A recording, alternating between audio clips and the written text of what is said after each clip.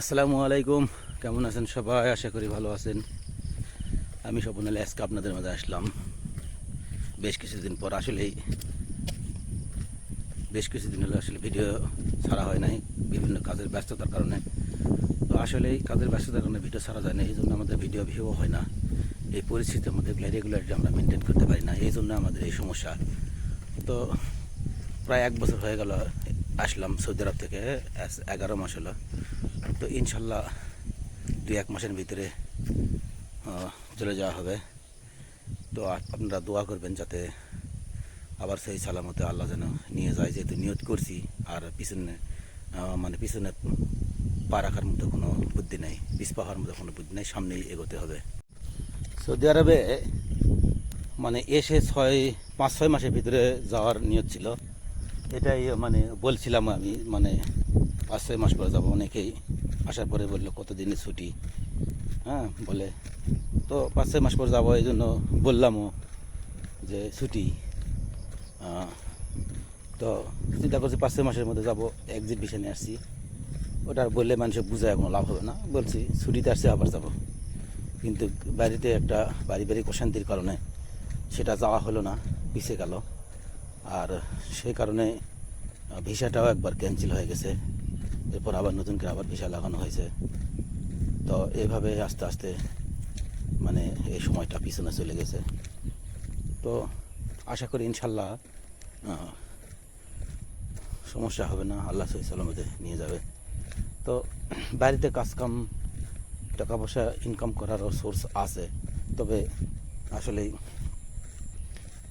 বাড়িতে পরিস্থিতি করতে পারি না। আর যে ইনকাম বাড়িতে যে রেট দেয়, আপনারা জানেন আমরা যে রঙের কাজ করি, দেশে যে রেট দেয় ওই রেটে নিজের পেট ভাত ছাড়া চলে না। যদি রেগুলারি কাজ চলে, যদি 3-4টা সাইড চলে ধরে করা যায়, লোক খাটায়, সেক্ষেত্রে কিছু লাভবান হওয়া যায়।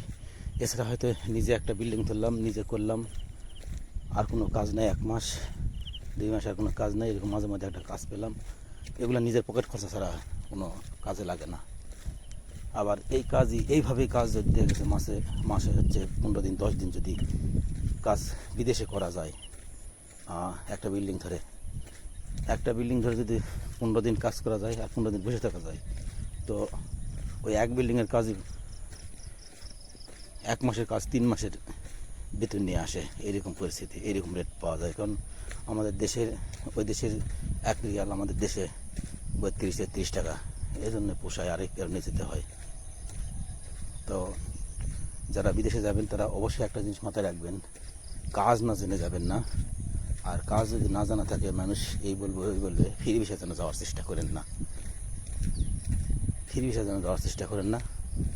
যদি কাজ নাই জানা থাকে তাহলে অবশ্যই কোম্পানিতে যাবেন, কোনো ক্লিনার হলেও যাবেন, মাথার উপর একটা ছাতা থাকবে। আর যদি কাজ জানা থাকে তাও কোম্পানিতে যাবেন, কোম্পানির টেকনিশিয়ানের বেতন ভালো, থাকা খাওয়া ইকামা সব কিছু দেবে। এরপর আপনার বেতন হচ্ছে 2000-2200 যদি পান, অনেক বেতন, 50,000 টাকা পাঠাতে পারবেন। আর আপনার হেল্পার হলে, যেটা কনস্ট্রাকশনের কাজের কথা বলছি, হেল্পার হলে আপনি 1200-1400 টাকা বেতন পাবেন। সেখানে আপনি মোটামুটি টাকা ওভার টাইম সহ আপনি 40-50,000 টাকা দেশে পাঠাতে পারবেন। তো এই কারণে প্রথমে কোম্পানিতে যাওয়ার চেষ্টা করবেন, এরপর না হলে সেটা বিষয় আলাদা। কিন্তু কাজ জানলে হয়তো ফ্রি ভিসা করতে পারবেন। যদি কাজ জানা থাকে, লোক পরিচিত থাকে, হাতে যদি কোনো মুদির থাকে, এরকম কিছু হলে ফ্রি ভিসা যেতে পারবেন। এছাড়া কোনো ফ্রি ভিসা যাওয়ার চেষ্টা করবেন না। তো এই হচ্ছে বিষয়। তো সবাই ভালো থাকবেন, সুস্থ থাকবেন। যদি কোনো জানার বিষয় থাকে অবশ্যই কমেন্ট করবেন। আল্লাহ হাফেজ।